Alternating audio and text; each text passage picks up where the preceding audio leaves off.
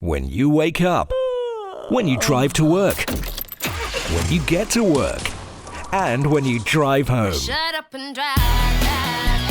Tameside Radio is all you need to get through the day.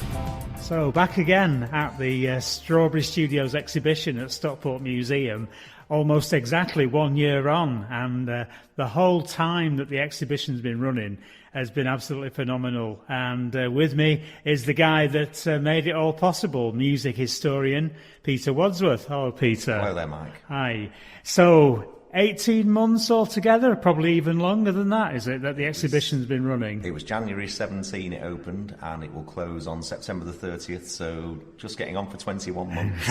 Wow. That is some run, isn't it, really? It was meant to close January 18, but proved so popular that it was extended twice. Like I say, we'll finish on September the 30th. It really is going to finish this time. It's going to finish this time, yeah. So you better get your skates on if you want to come and see it. Absolutely. Finishing with a flurry of activity. Yeah, we're doing a talk in the week leading up to the end. So on the Thursday, the 27th of September, there's a talk here at the museum. There'll be a small charge because it is an evening talk, and that will need to be booked in advance. All the details on the museum website. And then on the last day, we'll have some free guided tours around the exhibition for those who've left it to the last minute. Right. Of which there might be a few. You've done a few of those, haven't you, while it's been open, where you've actually been here yourself to sort of guide people around? Yeah, I do it on the last Sunday of every month and have done for the last year or so. And the numbers have varied. When England were playing football in the World Cup and it was a sunny day, we had about 5 or 6 people. The one I did a few weeks ago, we had 25 people. And I just show them around the exhibition, talk them through the exhibits, and just give them some of the background to the strawberry story. Yeah, that's a nice number, though, isn't it? Yeah, I don't want too many, because it gets a bit crowded down here, but all the people who've come, I think, have found it quite interesting and entertaining. So, looking back over the whole period, is there a sort of a round figure for the visitor numbers? Well, last I heard, we were talking around 30,000. Over the 21 months, as you said, yeah. I haven't got an up-to-date figure from the last few weeks, but by the time we finish, I'll have an idea of how many have been in total. You've had, I suppose, peaks and troughs. Yes, we've had a steady stream. I think in the first few weeks we had 5,000 in the first couple of months, because I think people were interested, and those who wanted to come came in those first few months. But we've added some extra items since then, so people have kept coming back.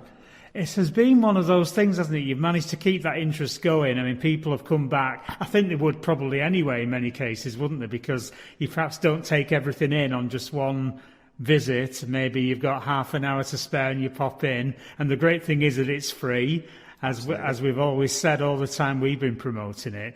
But to get people coming in, even better, you have been able to add to it. And we've added a couple of times. So we opened up the original strawberry case on the first floor, which we'd emptied for the exhibition, but we got people coming along saying, oh, I've got some strawberry stuff you might be interested in, and we've added things like the Smiths drum kit, which was used when the Smiths recorded here, so we've had the drum kit up in the case on level 1, and various other bits and pieces. And then a few months ago we thought, well, for the extra bit of time we might as well add some really interesting items that have come in. And the studio secretary from the 70s, Kathy Redfern, who whispered Big Boys Don't Cry, she's lent us some amazing stuff. The silver disc she got for doing her whispering. That was I'm Not in Love, of That's course, right, wasn't it? The big number one that 10cc she did the whispering in the middle. Yeah. And she was also secretary when the Bay City Rollers were in the studio. And the funny stories of the fans trying to climb in through the windows to get in were actually given a more sinister edge by Kathy, because she was actually getting death threats from the Bay City Rollers fans, because she was inside with the band, obviously. And she's actually lent us one of those death threat letters that she was receiving from anonymous Bay City Rollers fans, which is now in one of the cases in the exhibition. And good on Kathy for keeping it and being willing to share that. I think she can look back and laugh now. But they were mad times, weren't they, when they came to record here. Love Will Keep Us Together, Neil Sedaka from the Tra-La Days Are Over. the second album he made at Strawberry with the house band 10cc, who proved it very handy to have around. Neil was one of a vast array of recording artists who came to the studios to record at one time or another. There are lots of photos, lots of music and memorabilia in the exhibition, all of which have their own story to tell.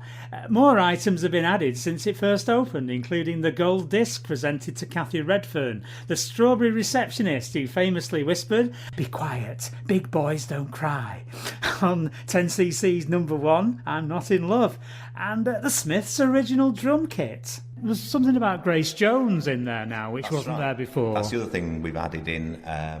Grace Jones actually came to Strawberry to record with a certain ratio, the factory band, and it was never released because Grace's management didn't like the fact that she was doing something outside of the norm, so they didn't let any of the music out. But Donald Johnson of a certain ratio has kept all the kind of tapes, and he's lent us the tape box that has got Grace's name on the outside, and just an interesting piece, and I'd love to know what the music sounds like.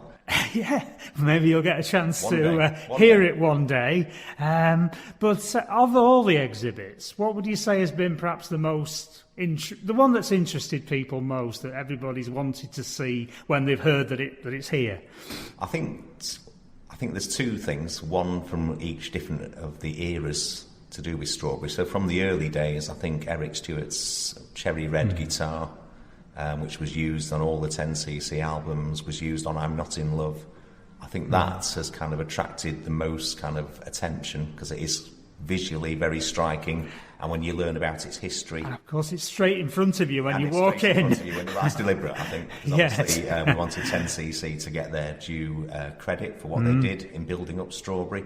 And then from the later years, I think that the Joy Division photo shoot that Paul Slattery did when he was doing a piece in 1979 when they were recording, I think because they're all taken on the streets outside. They're black and white, aren't they? They're stunning black and white images. And Paul hadn't done anything with those, with that photo shoot, and we went to him and said, we'd like to display them in the exhibition. So he gave us a special price to have these lovely pictures numbered 1 of 25, 4 of them. So I think because again they're very visually appealing and they do hit you when you walk into the second room.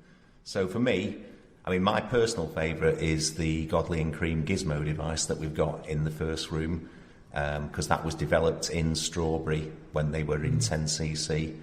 It failed to actually take hold. It was never produced properly, and I never thought I'd see one, but as part of this exhibition, the company who started making them again in America have actually given us an original gizmo to put in the exhibition as well. It's an attachment on the guitar. That's right, it clamps onto the guitar, and little wheels, when you turn it on, rotate, and you can press a button, and each of these wheels can either go down and touch the string and rotate and kind of give you a sustained guitar note. And using that, various people, including Paul McCartney, including Roxy Music, including The Scaffold, you could get some amazing sounds.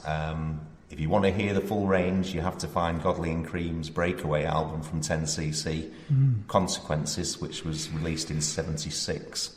And that's a triple album. It's got a Peter Cook drama thrown in for good measure.